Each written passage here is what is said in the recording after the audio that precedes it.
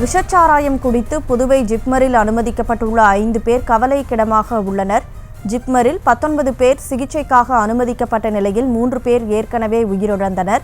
ஜிப்மரில் தற்போது 10 பேர் அதிதீவிர பிரிவில் அனுமதிக்கப்பட்டு சிகிச்சை அளிக்கப்பட்டு வருகிறது. தமிழக பகுதியான கள்ளக்குறிச்சி மாவட்டம் கருணாபுரம் பகுதியைச் சேர்ந்த 19 நபர்கள் புதுச்சேரிக்கு ஜிப்மர் மருத்துவமனையில் சேர்க்கப்பட்டுள்ளனர். இவர்கள் விஷசாராயம் அருந்தி அவர்கள் உடல்நிலை பாதிக்கப்பட்டு அங்கு கள்ளக்குறிச்சி மருத்துவமனையிலிருந்து உயர் சிகிச்சைக்காக ஜிப்மர் மருத்துவமனைக்கு அனுப்பி வைக்கப்பட்டுள்ளனர்.